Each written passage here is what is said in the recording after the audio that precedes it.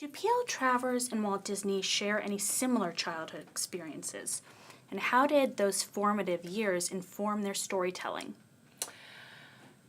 That's a lovely question because they did, of course, have difficult childhoods. Walt Disney had an abusive father and a violent father whom he loved very much.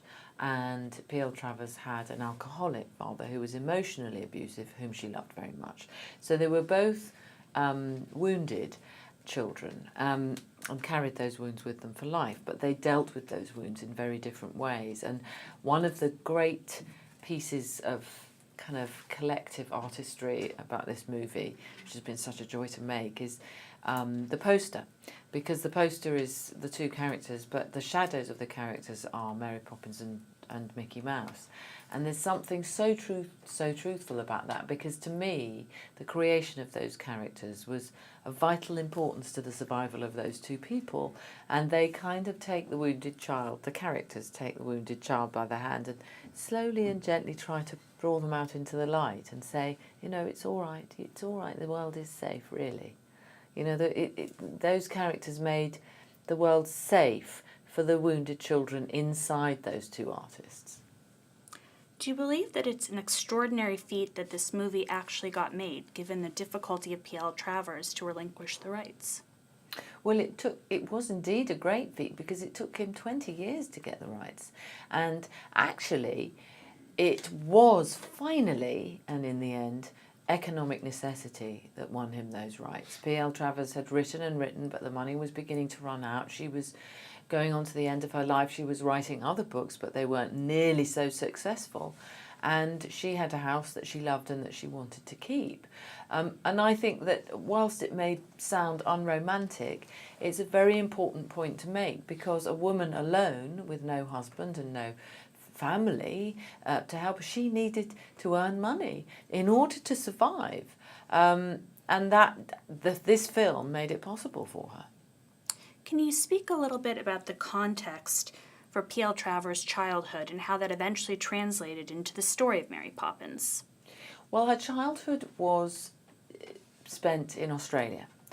And she said right from the start she knew that she had to get out as soon as she could. She did not feel a kinship with that land, which is odd, because she became absolutely obsessed with myth cycles later on in her life. And of course, the original peoples of Australia are the greatest storytellers on the planet. In our race, they're the masters. And so it's strange that she felt such a resistance to it. But it was her father, again, who instilled in her a passion for Irish myth and the Celtic soul, and that made her want the fogs and the mystery of Ireland. And so that's where she took herself as soon as she could, and where she met Yeats, and she created an atmosphere around herself of intellectualism and poetry, and I think she felt that saved her from her rather snobby response to her Australian upbringing.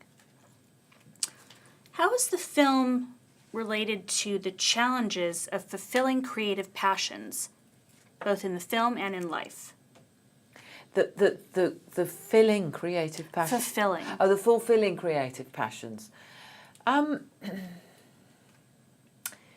they're both... Do you know what I think? I think that both of them were fundamentally inconsolable. And that's what fuels you. Because once you're okay, you stop creating, I think. You have to keep going. If you take a very extreme example to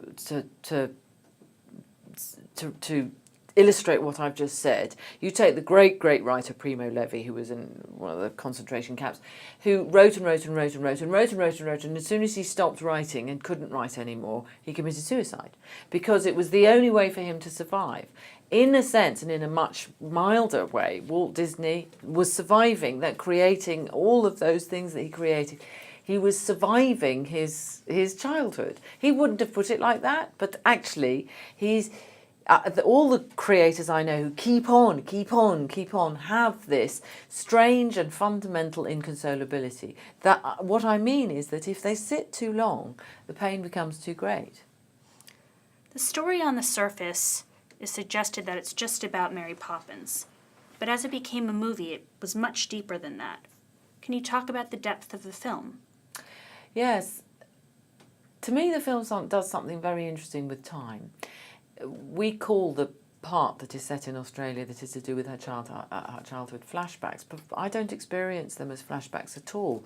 I experience the movie as parallel time. I mean, if you consider the fact that we carry everything with us all the time, our child, the baby, whoever we were and are, is with us all the time. Of course, it's the building blocks of our personality. It's all inside us at all times, but we focus on the present moment.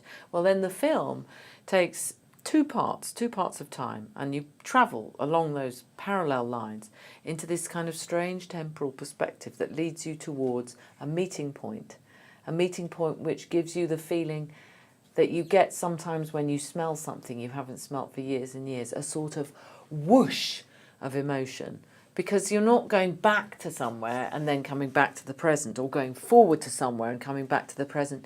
You're experiencing it at the same time, and suddenly it all comes together and you understand it.